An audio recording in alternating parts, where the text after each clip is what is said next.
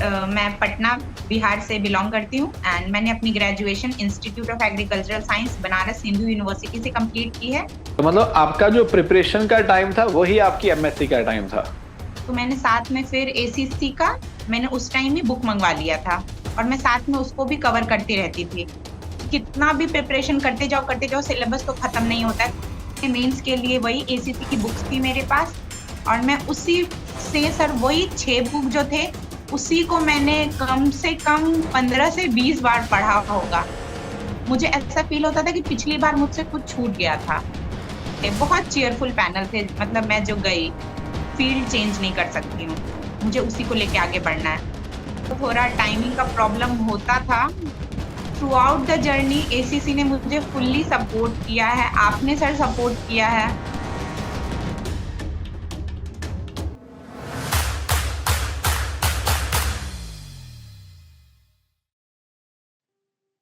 Hello and welcome everyone. My name is Deepak Wadha and again हम हैं हमारे नेक्स्ट कैंडिडेट के साथ जिन्होंने आईबीपीएस एफ एग्जाम क्वालिफाई किया है एंड दैट टू जब वो एमएससी कर रही थी। मतलब तैयारी करना अच्छी बात है, सिलेक्शन लेना अच्छी बात है और लेना भी चाहिए सबको, but MSc Banaras Hindu university से करते हुए सेम टाइम पे एग्जाम क्वालिफाई किया, मुझे ऐसा लगता है कि ये अपने आप में अचीवमेंट है। रीजन इज एमएससी के टाइम पे आपको बहुत सारा अपना वर्किंग आवर्स एमएससी को देने पड़ते हैं और उसके साथ साथ स्टडी करके प्रिपेयर करना ऑफ कोर्स ये अपने आप में बड़ी बात है। तो जानेंगे हम कि इन्होंने कैसा किया और क्या सब किया स्ट्रेटेजी के बारे में। And before I start, Swati, I would like to congratulate you for qualifying IBPS AF examination. Thank you sir. Okay Swati, शुरू करने से पहले एक क्वेश्चन मेरे माइंड में आ रहा है, इफ यू डोंट माइंड क्या मैं पूछ सकता हूँ आपसे? Yes sir. Okay, thank you. जब मैं ये वीडियोस रिकॉर्ड कर रहा हूँ मुझे नहीं पता मुझे किसका वीडियो रिकॉर्ड करना है, मुझे टाइम और स्लॉट बता दिया जाता है कि इतने बजे आपको इसका इंटरव्यू रिकॉर्ड करना है, एक्सपीरियंस के बारे में पूछना है। एंड मैं कल से रिकॉर्ड जब कर रहा हूं तो कंपैरेटिवली लड़कियों का ज्यादा इंटरव्यू रिकॉर्ड आ रहा है, लड़कों का कम हो रहा है। फिर मैंने सिलेक्शन रेशियो भी चेक करवाया, लड़के सिलेक्शन के अंदर कम है और लड़कियां ज्यादा हैं। फिर मैंने डेटा चेक करवाया, लड़के एडमिशन के अंदर ज्यादा है बट लड़कियां एडमिशन में कम है। So I just want to ask, ऐसा आप लड़कियों के पास क्या है जो हमारे लड़के सुन के फॉलो कर सके और वो भी आगे जा सके? सर अब मैं जेंडर बेस्ड तो नहीं कुछ बोल सकती, बट आई गेस हमारे ऊपर थोड़ा ज्यादा प्रेशर होता है अपने आप को प्रूव करने का और हमारे पास थोड़ा टाइम लिमिटेड होता है। लड़कों के पास एनफ टाइम होता है, वो प्रिपेयर कर सकते हैं, आगे भी उनके पास टाइम है। बट हमारे पास ग्रेजुएशन पोस्ट ग्रेजुएशन यहाँ तक टाइम मिला, ये बहुत है। Thank you so much. Swati अच्छे से नहीं बता रही है ये वाली बात, बिकॉज स्वाति तो लड़की है ना, लड़कों को कैसे जानेगी ज्यादा। कभी मुझे मौका मिलेगा तो मैं बताऊंगा ऐसा क्यों होता है। एनी हाउ स्वाति, पहले अपने बारे में थोड़ा बता दीजिए, फिर आपसे मैं स्ट्रेटेजी के बारे में पूछूंगा।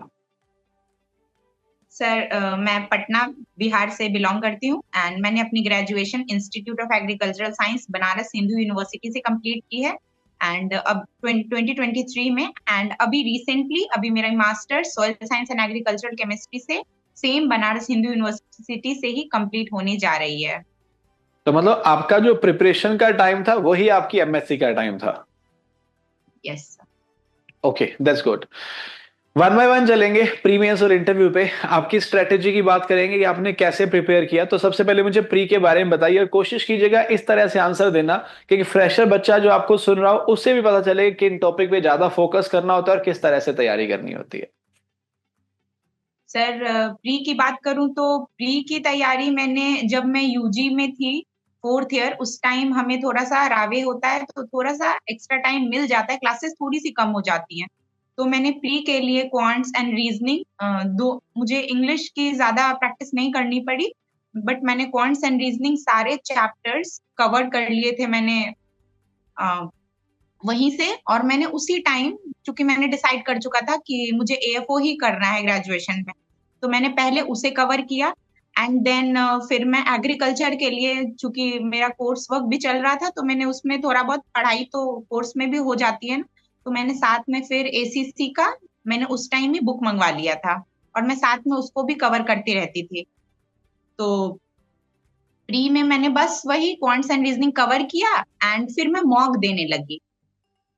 क्योंकि कितना भी प्रिपरेशन करते जाओ सिलेबस तो खत्म नहीं होता है। तो मैंने सोचा कि पहले मैं मॉक दे के अपने वीक और अपने स्ट्रॉन्ग पॉइंट्स को कवर कर लेती हूँ। तो फिर जब मैं मॉक देती थी तो मुझे पता चलने लगा कि किस पोर्शन में मैं वीक हूँ, तो मैं उस पर ज्यादा टाइम देती थी।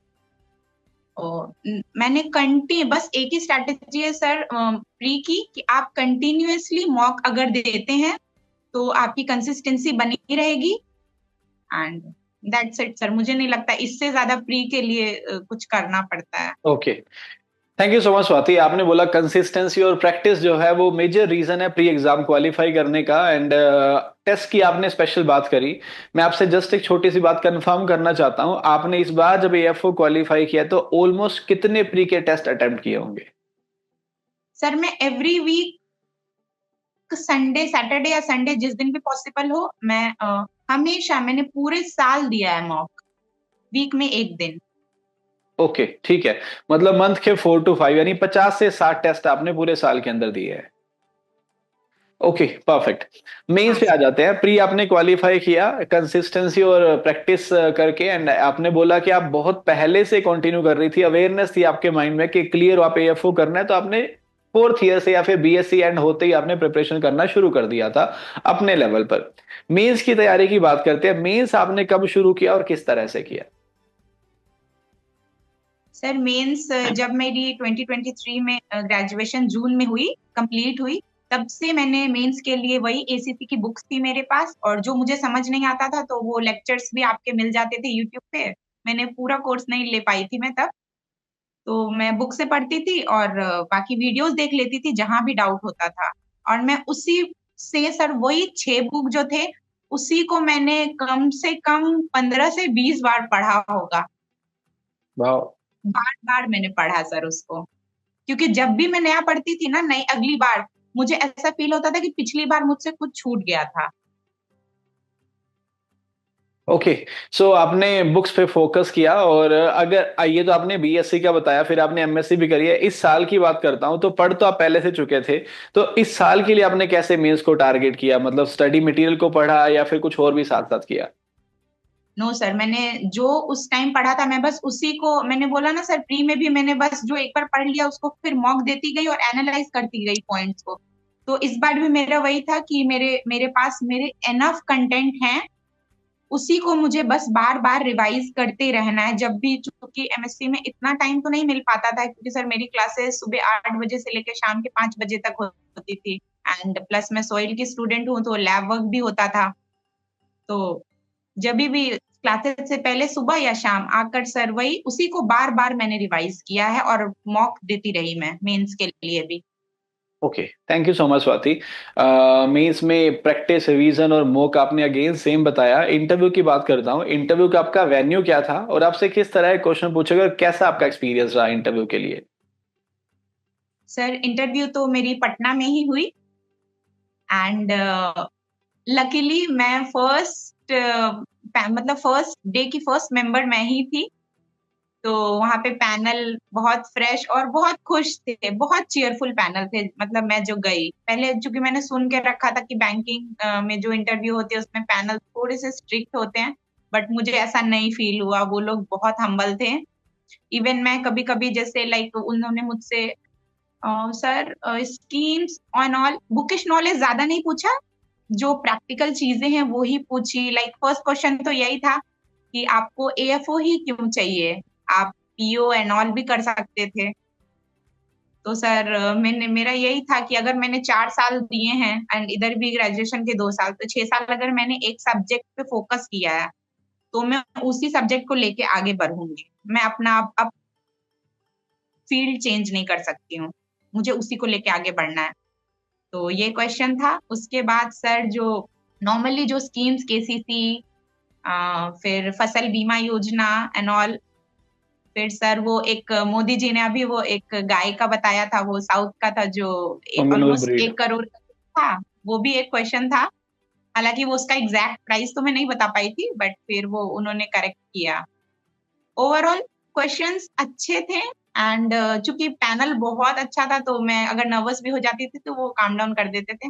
एंड लास्टली जब वो इंटरव्यू खत्म हुआ तो दे सेड ओके स्वाति, तो सर मैंने रिप्लाई किया ओ तुम्हें जा सकती हो? तो उन्होंने बोला नहीं, अगर आपको और जवाब देना है तो आप बैठ जाइए। तो मैंने कहा ठीक है। तो फिर उन्होंने मुझसे फोटोसिंथेसिस एंड ऑल पूछने लगे वो। ओवरऑल मेरा एक्सपीरियंस बहुत अच्छा था इंटरव्यू का। That's great, that's great. Confidence अगर आपके अंदर है और कम्युनिकेशन आपने अच्छे से बिल्ड कर लिया है तो ऑब्वियसली इंटरव्यू अच्छा जाता है। इस प्रिपरेशन जर्नी के अंदर किन किन प्रॉब्लम्स का या फिर कहिए कि किस तरह की स्ट्रगल आपको फेस करनी पड़ी? सर फर्स्ट ऑफ ऑल तो थोड़ा टाइमिंग का प्रॉब्लम होता था जब मैं मास्टर्स में आई, और यही मेरे पास टाइम था जब मैं प्रिपरेशन भी मुझे करना था। तो थोड़ा टाइमिंग को लेके इशू होता था। तो मैं सुबह में क्लासेस से पहले प्रेफर करती थी थोड़ा सुबह उठ के उस टाइम अपना कवर कर लूं सिलेबस। एंड क्योंकि फिर कॉलेज से आने के बाद कॉलेज के भी असाइनमेंट्स एंड ऑल होते थे, तो थोड़ा सा बस मुझे लगा कि टाइमिंग का थोड़ा इशू हुआ मुझे, बट वो मैं निकाल लेती थी। Thank you so much Swati. Last question आपसे, आपने एसीसी से स्टडी की। मैं ये नहीं चाहूंगा कि आप मुझे सिर्फ पॉजिटिव फीडबैक ही दे, अपना जेन्युइन एक्सपीरियंस बताइए। एसीसी के साथ कैसा आपको फील हुआ, कैसा ही आपका एक्सपीरियंस रहा हमारे साथ स्टडी का? Sir through out the journey ACC ने मुझे फुल्ली सपोर्ट किया है, आपने सर सपोर्ट किया है। तो कोई ऐसा नेगेटिव फीडबैक तो अभी मेरे दिमाग में नहीं आ रहा, क्योंकि सर मुझे जब भी जरूरत होती थी इवन, तो मुझे कहीं ना कहीं से आपके थ्रू हेल्प मिल ही जाता था। Okay Swati, thank you so much. I wish you all the best for your future Endeavour. जैसे आपने मेहनत की एमएससी सॉइल साइंस के साथ साथ एएफओ एग्जाम क्वालिफाई करने के लिए, सेम एक्सपेक्ट करूंगा कि आप फार्मर्स की लाइफ को बेटर बनाने के लिए बैंक के अंदर भी वैसे ही काम करती रहेंगी। Thank you sir. Okay Swati, have a good day. Thank you so much.